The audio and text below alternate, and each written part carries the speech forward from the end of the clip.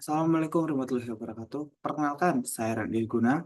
Pada presentasi kali ini, saya akan membawakan tema terkait perkembangan awal akuntansi, sejarah akuntansi, perkembangan akuntansi syariah, sekilas prosedur dan istilah yang digunakan, lalu hubungan antara akuntansi modern dan akuntansi syariah.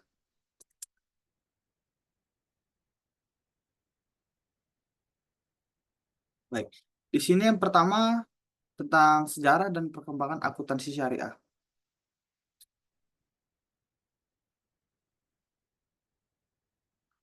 Sejarah perkembangan akuntansi. Di sini, sejarah akuntansi berjalan secara menarik kalau kita lihat dari awal terjadi pencatatannya ya. Dikatakan menarik karena orang pertama yang melakukan pencatatan justru bukan dari seorang ahli akuntansi pada saat itu, melainkan seorang ahli matematika yang bernama Luca Pacioli pada tahun 1494. Awal pencatatan dimulai dari adanya dua kegiatan penting yang dilakukan oleh bangsawan saat itu. Yang pertama nih, kegiatan pencatatan menarik pajak atau pendapatan sawah. Lalu yang kedua, kegiatan pencatatan perjalanan perdagangan satu satu kali jalan. Lalu kedua, sejarah dan perkembangan akuntansi syariah.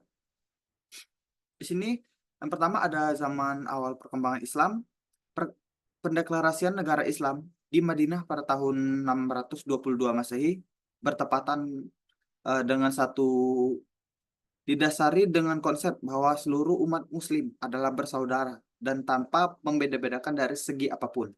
Lalu yang kedua, zaman empat khalifah.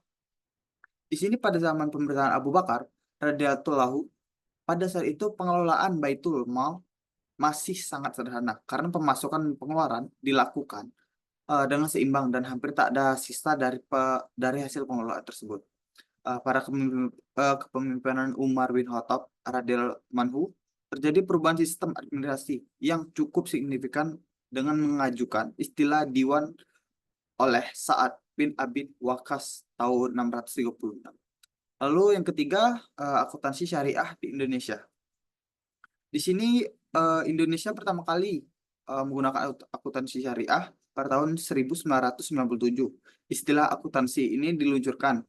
Wacana ini menggema berkembang begitu cepat, bahkan akuntansi ini membelah menjadi dua bagian, yaitu akuntansi syariah filosofis teoritis dan akuntansi syariah praktis. Selanjutnya, prosedur istilah yang digunakan. Di sini pertama kita harus tahu tujuan sistem akuntansi. Di sini untuk memastikan akuntabilitas, mendukung proses pengambilan keputusan serta mempermudah proses evaluasi atas program yang telah diselesaikan. Tujuan ini tidak hanya berlaku di pemerintah, tetapi juga di perusahaan.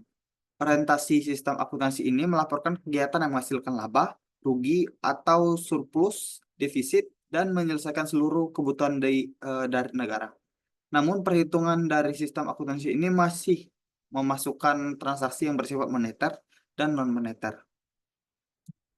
Selanjutnya terkait hubungan antara akuntansi yang modern dan akuntansi syariah. Di sini hubungan antara akuntansi modern dan akuntansi Islam, perkembangan ilmu pengetahuan termasuk sistem pencatatan pada zaman dinasti Abbasiyah pada tahun 750 Masehi sampai 1258 Masehi. Sudah demikian maju, sementara pada kurun waktu yang hampir bersamaan Eropa masih berada pada periode The Dark Age. Dari sini kita dapat melihat hubungan antara Luca Pioli dan akuntansi lain.